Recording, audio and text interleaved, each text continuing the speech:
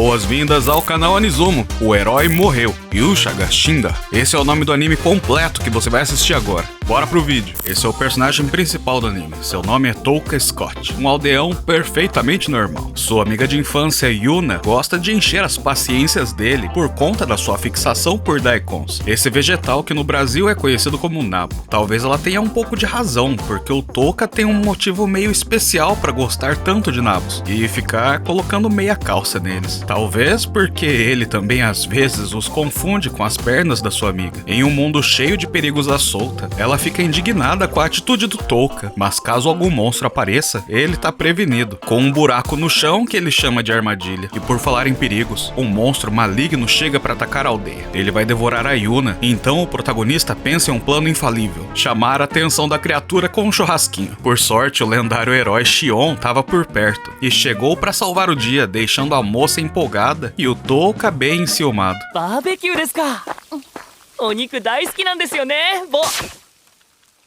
O herói, no entanto, sente o cheiro do churrasco e cai na armadilha, morrendo completamente. Ninguém acreditaria que o lendário herói morreria de uma forma tão patética. Então os aldeões decidem ocultar seus restos mortais para não serem acusados pela morte do Shion.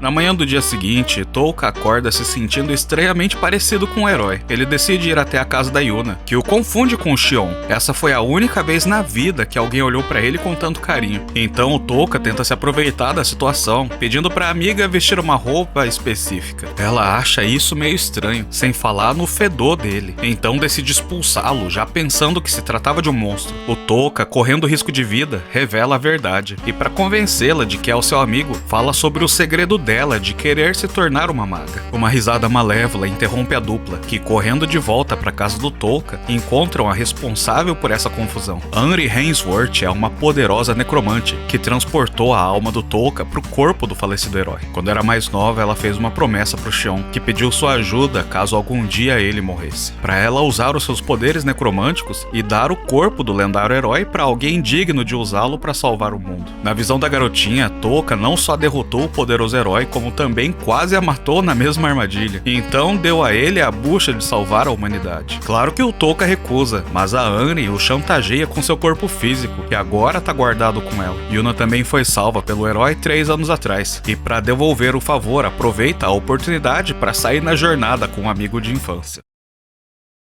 Inicialmente relutante, Touka fica mais entusiasmado quando percebe a popularidade que o herói tem com as garotas. Não só com as iludidas, Touka continua usando a popularidade do falecido herói para conseguir comer de graça e até ganhar itens. Na verdade, ele esperava que a Anri e o Shion tivessem mais dinheiro, porém o herói era muito altruísta e caridoso, então não acumulou nenhum tipo de riqueza material. De toda forma, Touka quer aproveitar o máximo que pode, mas as garotas se lembram que tem muitos impostores se passando pelo lendário herói ultimamente. Então perguntam pro seu guarda-costas, que já havia lutado junto com o herói, se o cara fedido diante delas era legítimo. A montanha de músculos confirma e relembra o suposto herói da promessa que fizeram 3 anos atrás, de caso se encontrarem novamente e terem um duelo. Lógico que o Touka tá se borrando de medo, mas ele se lembra que possui a espada sagrada, então se anima de novo, achando que vai ganhar a luta com facilidade.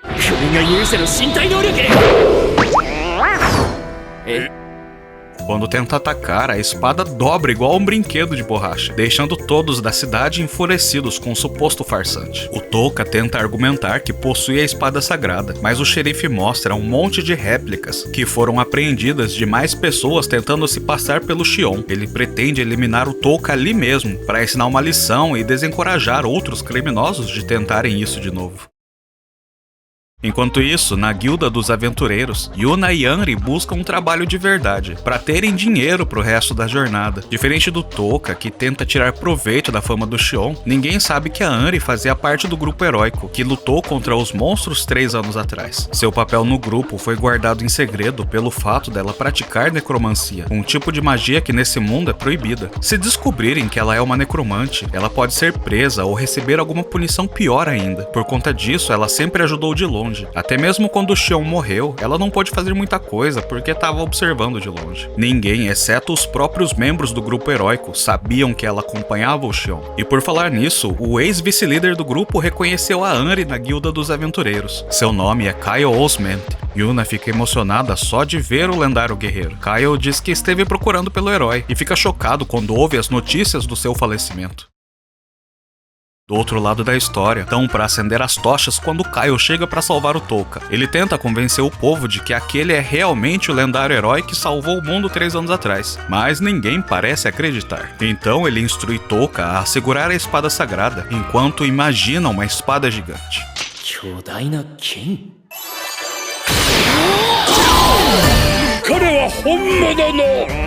Parecia que tinha dado tudo certo, mas a espada começa a entortar de novo. Desse jeito vai ser difícil de salvar a pele do Touka. Nem mesmo o próprio Kyle esperava algo tão ridículo como isso. Então não sabe o que falar. Mas a Yuna propõe uma solução. Se eles forem capazes de exterminar mais de 20 monstros de uma só vez, não vai sobrar dúvidas de que aquele é o herói verdadeiro, já que ninguém mais seria capaz de fazer isso. A população se anima com a ideia, só que o Touka fica ainda mais desesperado, imaginando que vai morrer, seja pelas pessoas da cidade ou para a horda de monstros. Antes de partirem, Anri havia prometido que o corpo do Xion voltaria à aparência normal naturalmente, mas desde então isso não aconteceu, e o Touka continua fedendo igual um zumbi. Além disso, algo estranho acontece toda vez que ele tenta usar a espada sagrada. A necromante explica que tanto o corpo quanto a espada tiram energia da mana para funcionarem. A mana vem do espírito de cada pessoa, e cada uma tem um nível de mana diferente, que pode ser medido com uma pedra mágica. O da Yuna, por exemplo, é bem fraco. Quando Touka segura a pedra, no entanto, nada acontece. Mas olhando bem de perto, percebem um fiapinho fraquinho de luz, indicando um nível mágico menor do que o de um bebê humano. Como a mana do Touka é muito fraca, ele não consegue usar a espada, e o corpo dele também vai continuar deteriorando até virar um esqueleto. Vendo isso, Kyle se oferece para tomar o corpo do Xion e salvar o mundo. Mas Anri não gosta dessa ideia, porque o Touka foi capaz de eliminar o herói, e o Kyle nunca chegou perto de derrotá-lo. No silêncio da madrugada, insatisfeito com a conclusão da discussão, Touka tenta roubar o seu corpo de volta, quando avista alguém entrando no quarto das garotas. É o Kyle. Ele tentou assassinar o corpo do Touka, mas um feitiço de proteção é ativado, o afugentando. No dia seguinte, Touka tá mais feio do que briga de foice, porque a Yuna suspeitou que ele tivesse tentado roubar o corpo de volta, e Kyle não imagina que o protagonista o viu durante a noite passada. Chegando no covil dos monstros, Belarco, um guerreiro misterioso, toma a frente, mas em um piscar de olhos é derrotado. A criatura prossegue, eliminando vários outros aventureiros rapidamente. Somente Kyle foi capaz de intervir, salvando os sobreviventes. Ele pega o coração do inimigo, que é uma pedra mágica. Com ela, qualquer pessoa consegue usar a magia que o monstro possuía, de fortalecer os pulos com essa parede mágica. Não há tempo da Yuna aprender o poder da pedra, porque outras criaturas já estão atacando. Eles fogem para dentro do castelo, onde encontram mais inimigos ainda. Tudo parece perdido quando Anri usa seus poderes necromânticos para levantar esqueletos guerreiros do chão. No entanto, um dos monstros ataca, dissolvendo a mão do Touka. Em seguida, ele ataca a Yuna, mas dissolveu só as suas roupas. Felizmente, o Touka tinha um biquíni que a garota pôde usar para não ficar pelada. Além disso, ele se preparou para a luta, aprendendo a usar a espada sagrada de acordo com a sua fraqueza de mana.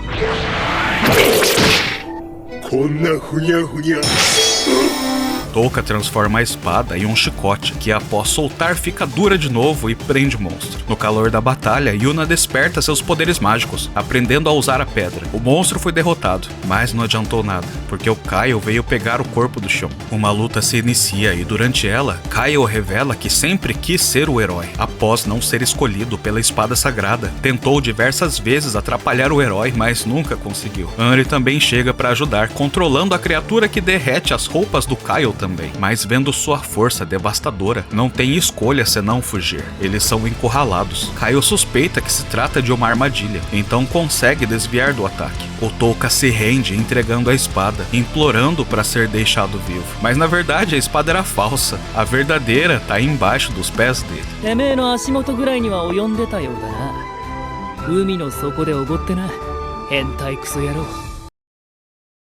Após derrotarem todos os inimigos, os protagonistas ainda precisavam pagar as dívidas que fizeram na cidade. Então Touka deu a ideia de visitarem o rei para pedirem dinheiro para a jornada heróica de salvar o mundo. Só que há um problema. Durante a viagem, o corpo do Shion foi decompondo ainda mais, até virar um esqueleto. Para conseguir uma audiência com a realeza, então, Touka usa sua espada e frutas coloridas para pintar um rosto. De alguma forma isso funcionou. No entanto, quando ele começa a pedir por dinheiro, devido ao altruísmo do verdadeiro Shion, o rei acha que ele tá brincando. Em vez disso, assume que o herói retornou até o castelo para se casar com a princesa.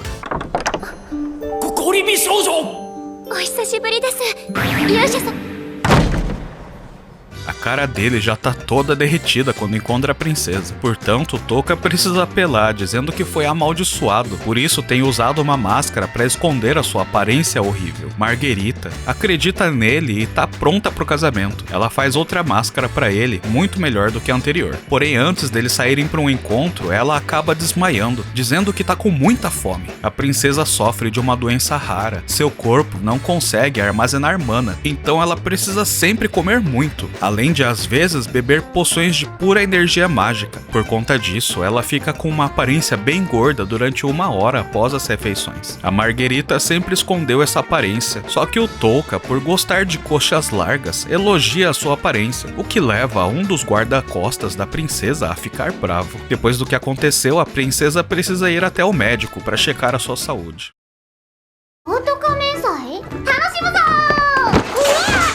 お祭りに備えてネクロマンサーのお嬢さん Yuna e Anri estão esperando pela missão secreta do Touka, quando um cara estranho percebe que a Anri é uma necromante. Elas vão até sua casa, onde ele se mostra um aliado. Seu nome é Leland, e ele explica que não tem preconceito contra necromantes, porém adverte as garotas sobre o perigo de andarem sozinhas dentro da capital. Anri é muito ingênua, então tava pra falar a verdade, quando Yuna interrompe, dizendo que estão em busca de alguma forma de aumentar o nível de mana. Leland explica que o nível aumenta naturalmente com prática de combate. Mas há uma alternativa. Ele mostra o mesmo remédio que a princesa havia tomado, contando que ele pode aumentar o nível de mana de alguém drasticamente, ainda que temporariamente. Porém, um vidrinho desses custa 100 milhões de dinheiros, algo que é caro até mesmo para os nobres. Então Leland tem uma ideia. Ele pede para Anri mostrar o seu corpo em troca de um vidro. Ele é um médico, então tem interesse na anatomia dos necromantes, que no lugar do coração possuem um cristal mágico, assim como os monstros desse mundo.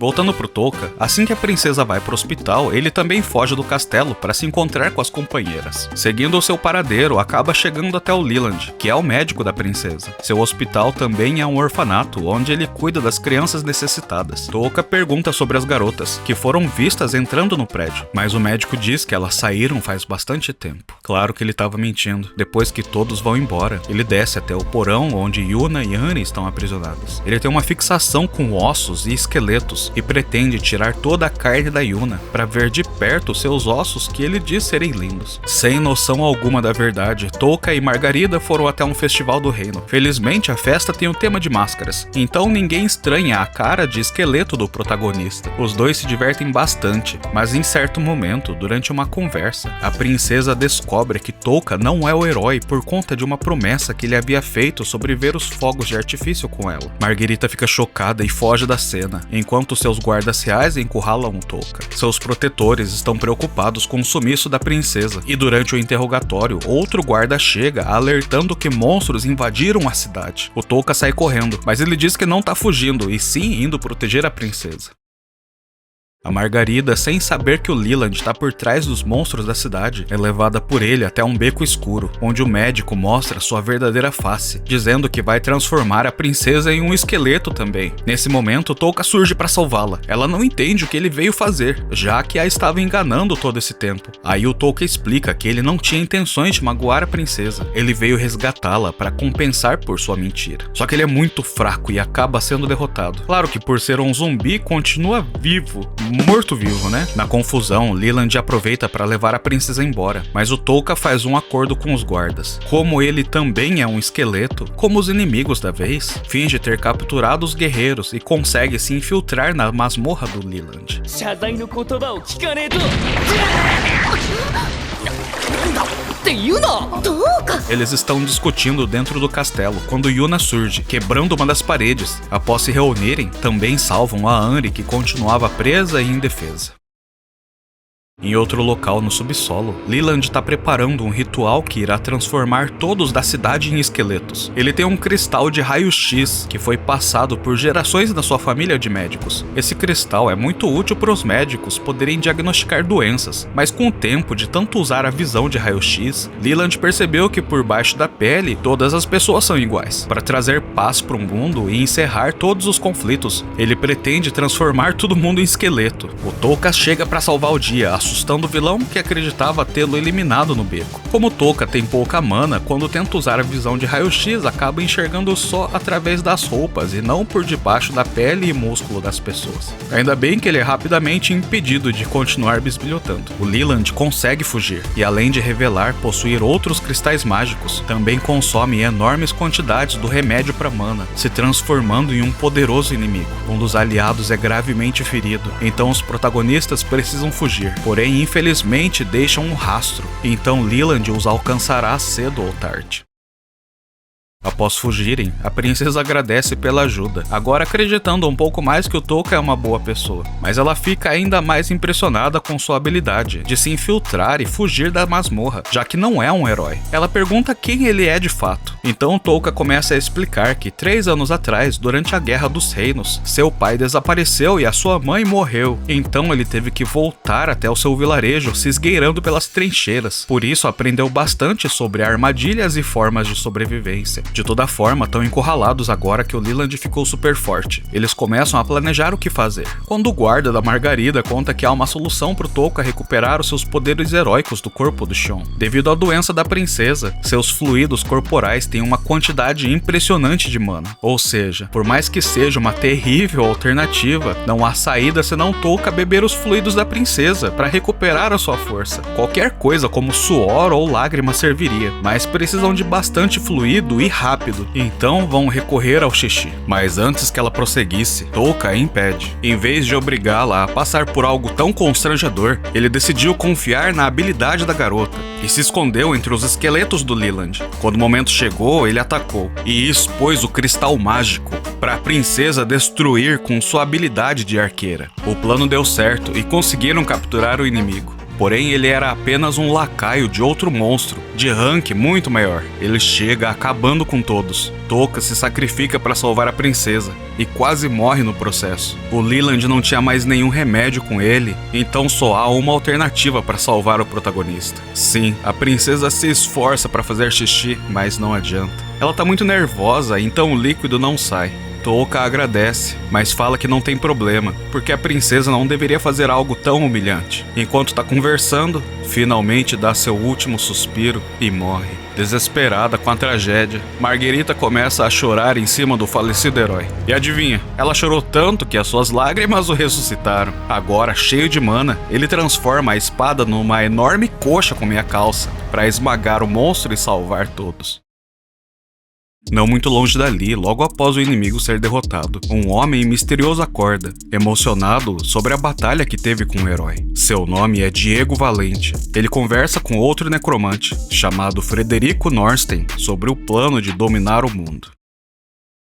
No dia seguinte, os protagonistas estão resolvendo as coisas com a derrota do Leland. Ele ficou maluco por usar muito elixir de uma vez, e o guarda-costas da princesa vai tomar conta do orfanato, transformando o local em uma escola para futuros guerreiros. Foi ele quem ensinou a princesa a lutar. Por causa do seu treino árduo, Marguerita havia se tornado uma pessoa durona, que nunca chorou durante a vida toda. Mas ontem, ela finalmente pôs todas as lágrimas pra fora e se curou da doença de absorção de mana. Touka fica um pouco chateado porque pretendia usar os fluidos da garota para manter sua aparência humana, mas ela lhe entrega os remédios restantes, já que não vai mais precisar. Enfim, o trio anuncia a partida. Eles ainda precisam salvar o mundo de todos os monstros que estão surgindo ultimamente. O rei os presenteia presenteia com uma carruagem mágica, que se move utilizando magia. Mas estranhamente, no dia da partida, a princesa não veio se despedir. Seu empregado entrega apenas uma carta, junto com uma caixa contendo uma surpresa que a Marguerita deixou para os protagonistas. Na verdade, ela estava escondida dentro da caixa. A princesa se juntou na jornada para salvar o mundo, com a missão de ensinar o Touka a lutar como um espadachim de verdade. A próxima parada é na cidade de Moaran. A princesa aproveita para ensinar etiqueta pro Touka. Já que vai se casar com ele um dia, o rapaz precisa aprender a se comportar como realeza. Essa conversa, no entanto, parece deixar a Yuna um pouco enciumada. Ela se lembra de quando era mais nova e prometeu que ficaria junto com o Touka para sempre. Conversando com a Marguerita sobre o seu amigo, a princesa parece ter percebido o ciúme da garota e a confronta sobre o casamento, perguntando se ela não vai se opor. Não admitindo os seus sentimentos pelo Touka, ela fica brava e sai correndo da casa de banho. Lá fora, encontram um monte de bêbados estranhos e um deles até a morde. Touka chega com uma toalha para cobrir a amiga. Yuna não tá se sentindo bem após ser mordida, mandando ele ir embora com a princesa, dizendo que odeia ele e que não quer mais ficar com ele.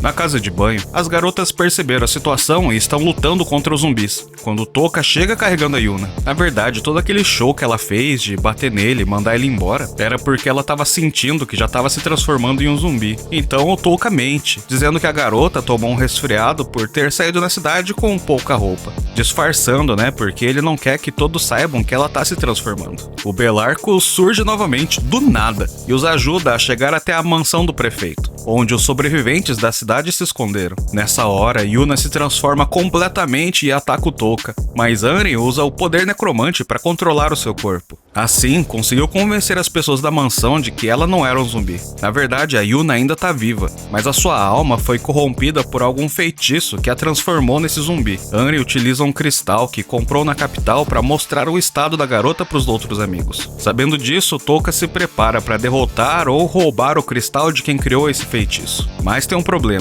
Logo vai anoitecer e a Anri não consegue usar o feitiço de controle de corpo enquanto estiver dormindo. Então ela tem uma ideia, de transportar a sua própria alma para dentro do corpo da Yuna, igual fez com o do Touka e o Shion. Mas o protagonista interfere. Se a Anri sair do corpo de necromante dela, não vai mais conseguir usar o feitiço de controle de zumbis, uma habilidade poderosa nessa situação. Então sugere transferir a sua própria alma para dentro da Yuna. Na verdade, ele só queria o corpo para poder bisbilhotar as coxas dela, mas disfarça, dizendo que só estava procurando por mais marcas de mordida. Durante a noite, todos estão dormindo quando um monstro poderoso invade a mansão, derrubando as paredes. Eles começam a contra-atacar, mas não querem matar os zumbis, porque são todos cidadãos que ainda podem ser salvos. Então focam o ataque nos monstros, enquanto o prefeito os leva para uma última fortaleza dentro da mansão que já foi invadida.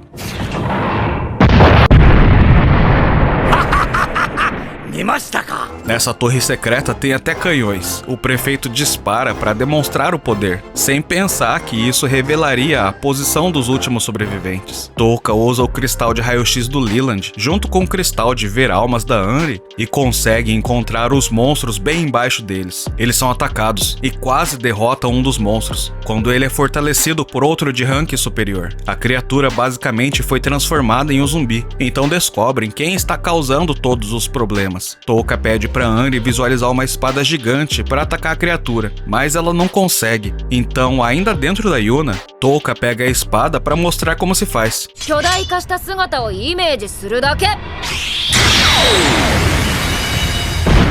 Isso significa que ele realmente era o herói escolhido pela espada sagrada. Não era porque estava no corpo do Shion, já que a Anri não conseguiu usar o poder da espada.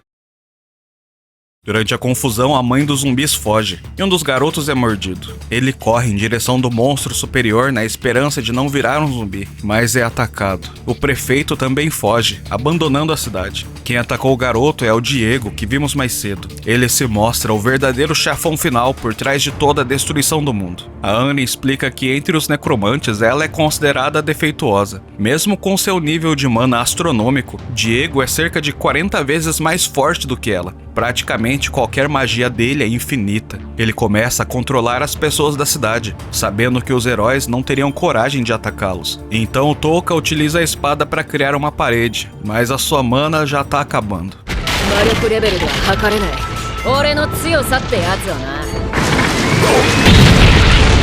Quando tudo parecia perdido, a carruagem mágica atropela o Diego. Touka havia obrigado o prefeito a ficar e lutar. Infelizmente, ser atropelado não é o suficiente para derrotar o Diego. Mas outro herói surge. Ou melhor, heroína, Mili Yunaris, anuncia sua chegada, surpreendendo Touka, que deixa a irmã da Yuna e o seu pai ainda mais confusos por ela estar ali. Mili usa sua espada sagrada para atacar os inimigos, afugentando Diego. Antes de ir embora, ele conta que os zumbis vão se transformar em monstros permanentemente em cerca de 24 horas. Todos os cidadãos, incluindo a própria Yuna, não terão salvação se o tempo acabar.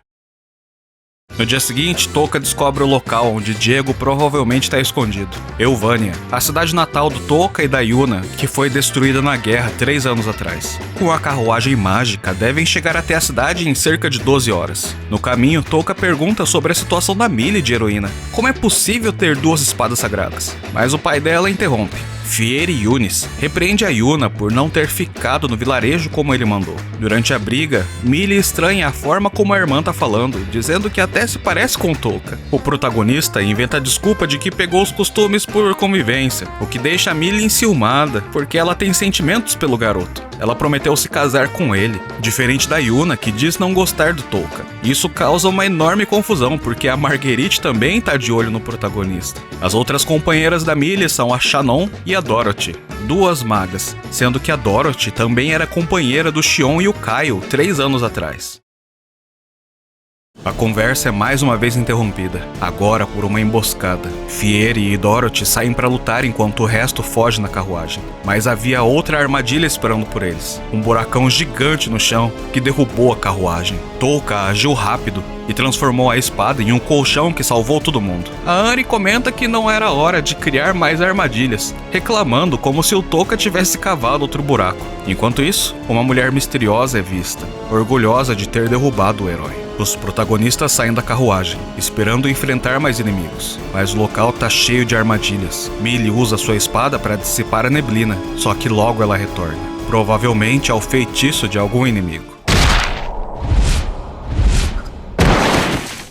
Antes que pudessem entender melhor a situação, um a um, todos os protagonistas são eliminados. Touka implora pela própria vida. Ele se rende e entrega a espada sagrada em troca de ser poupado. Mas era mais uma armadilha dele. Seus amigos fingiram serem eliminados enquanto a Anne controlava os monstros. Touka usou as pedras mágicas para encontrar a mulher. Pelas armadilhas, percebeu a forma como ela luta. Ele, que é um covarde e mestre das armadilhas, sabe melhor do que ninguém que ela não se revelaria se não tivesse certeza de que a luta já estava ganha. Porém, quando Touka para de usar as pedras, percebe que a mulher na sua frente é a sua mestra, Ethel Borghini, a ladra que o ensinou a usar armadilhas.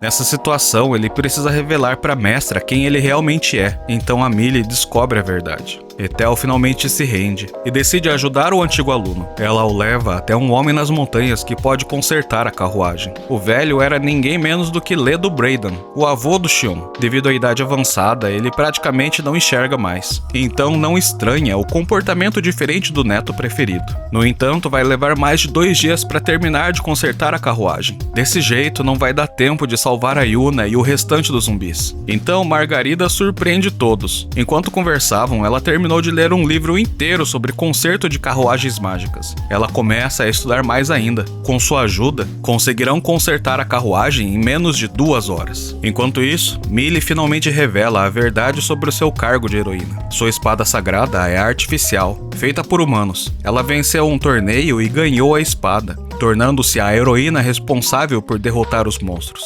Mas existe uma diferença entre a espada dela e a do Xion. Esses monstros que estão causando caos vieram de um grande portão infernal que surgiu 3 anos atrás. Somente a espada sagrada verdadeira é capaz de fechar esse portão. Na verdade, esses monstros que vimos até agora são demônios que escaparam do inferno. Ethel conta que os necromantes que estão para enfrentar possuem os corpos dos 4 generais do inferno. A luta vai ser praticamente impossível, mas a espada da Mili provavelmente será capaz de feri-los.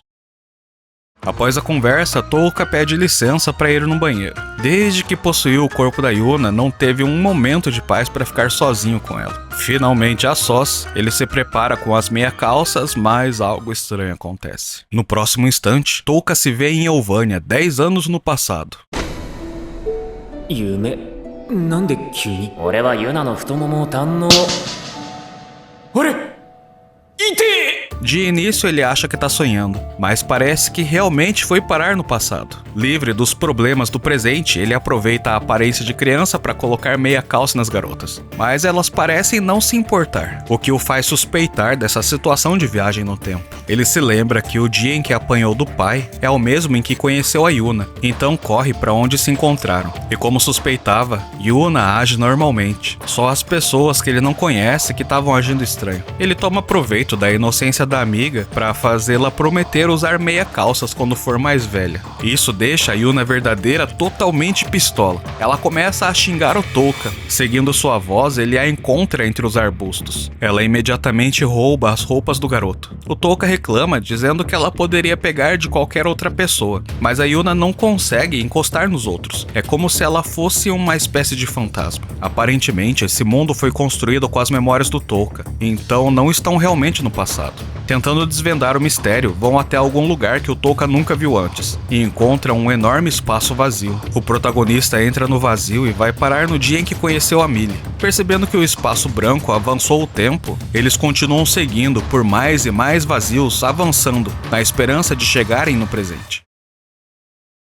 Touka passa por várias memórias, inclusive algumas traumáticas novamente. Ele estava presente no dia em que os portões do inferno se abriram, e a guerra entre os humanos acabou, dando lugar para uma guerra da humanidade por sobrevivência contra os demônios. Eles continuam avançando no tempo, e eventualmente Yuna começa a chorar, pedindo desculpas por sempre ter tratado o Touka tão mal. Ela só falava no herói sem saber que o Touka havia passado por tanta dificuldade.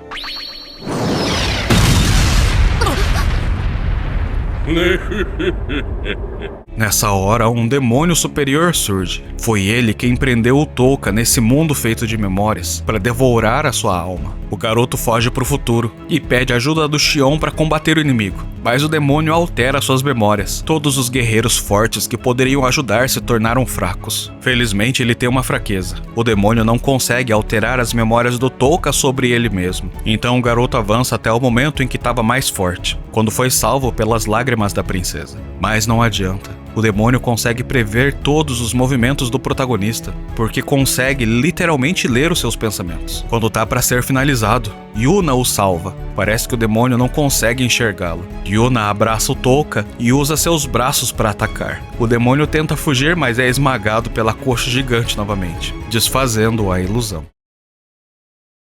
Quando retorna à realidade, Touka continua enxergando a alma da Yuna. Anne decidiu trazer a consciência dele de volta para o corpo do Xion, agora que a maioria descobriu sobre o seu segredo. Eles acorrentam a Yuna zumbi e a trancam no porta-malas da carruagem. Enquanto Touka estava no mundo das memórias, eles terminaram de consertar a carruagem. こちらマルグリットです。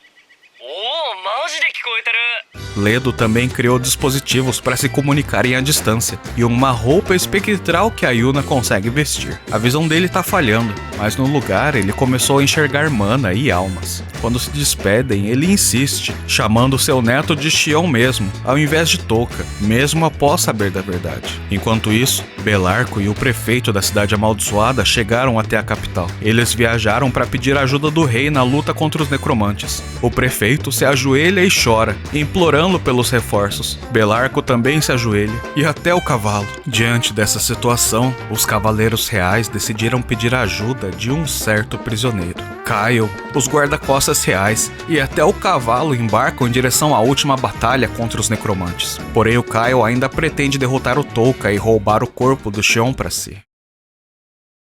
Faltando menos de uma hora para todos os zumbis virarem demônios, o herói chegou até o esconderijo dos necromantes. Diego chega para recepcioná-los, quando a mestre do Touka o trai. Ela estava esperando por essa oportunidade o tempo todo. Diego confirma com sua visão necromântica que o corpo realmente está morto, sem alma. Mas é claro, porque o Touka escapou para o próprio corpo dele, para se infiltrar no castelo. No caminho, Touka começa a passar mal. Talvez tenha sido por transportar sua alma para tantos corpos com a necromancia, ou por ter tomado tantos elixires para continuar nos corpos sem eles apodrecerem. De qualquer forma, ele precisa seguir em frente, então derrota outros 2 demônios que se aproximavam. Anri transporta a consciência do Touka para um deles, enquanto entra no corpo do outro. Eles vão até a rainha zumbi e começam a conversar sobre um mundo onde humanos e demônios conseguem conviver juntos em paz. Isso move o coração da demônia, que parece concordar com a ideia. Touka continua explicando, dizendo que conhece muito dos costumes humanos. Inclusive, em situações como essa, eles se cumprimentam encostando o dedo na cabeça um do outro. Como a alma fica dentro da cabeça, esse é um gesto bonito para simbolizar laços sendo conectados entre os humanos. Arigatou. Anata ni deaete yokatta. A demônia fica comovida com algo tão poético e cai completamente na armadilha do Touka. Ele só queria encostar na cabeça dela para usar a magia do demônio que bota as pessoas para dormir. Agora, em defesa, ela tá para ser destruída quando alguma coisa impede o Touka, que quase é morto no processo. Quem surge é o Frederico, o irmão mais velho da Anri. Eles começam a discutir sobre o destino do mundo. Quando Diego chega na cena, ele usa o General Infernal para comer a rainha zumbi. Apesar dela ter morrido, o poder do General Vertex absorve a magia dos outros demônios, então o feitiço de zumbificação ainda tá valendo. Touka desafia o Diego para um duelo em cima de uma torre. É claro que ele tá tramando algo, mas o necromante arrogante não se importa. Ele entra dentro do Vertex e o duelo se inicia, mas Touka perde rapidamente. Isso fazia parte do plano.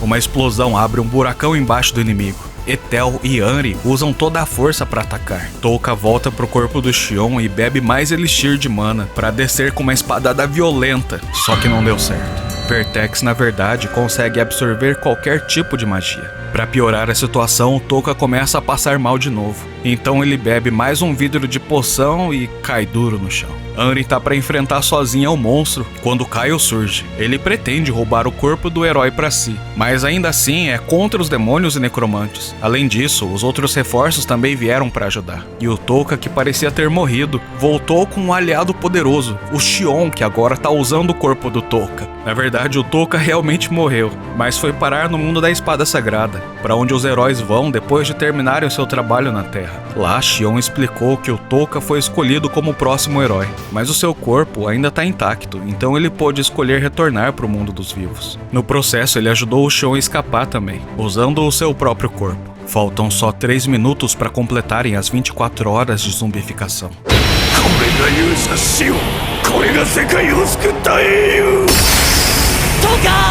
Xion usa a espada do Kaio para quebrar o cristal de absorção de mana do Vertex, já que não consegue mais empunhar a espada sagrada. Touka transforma a espada em uma adaga, uma arma que ele conhece muito mais graças aos ensinamentos da sua mestra. Faltando só um segundo para completarem as 24 horas, Touka dá o golpe final e o espírito da Yuna desaparece. No dia seguinte, Yuna tá sã e salva. Diego conseguiu escapar, mas foi atacado por uma figura misteriosa e eliminado. De toda forma, a missão principal ainda não acabou. O Touka precisa ir até o portão infernal para fechá-lo. Xion, no entanto, adverte que isso seria impossível com o nível de mana do Touka. Logo, ele vai voltar para dentro da espada sagrada também, porque o Touka não consegue mantê-lo no mundo dos vivos. Então, Xion direciona o novo herói em busca da Sábia, uma antiga companheira que também lutou com eles 3 anos atrás. Kyle, Dorothy e os outros 4 protagonistas partem em busca da companheira perdida que vai conseguir ajudar o Touka a elevar o seu nível de mana. E assim termina a primeira temporada de Yusha Gashinda. Quando a próxima temporada lançar, eu trago aqui pro canal, então não esquece de se inscrever. Te vejo no próximo vídeo. Falou!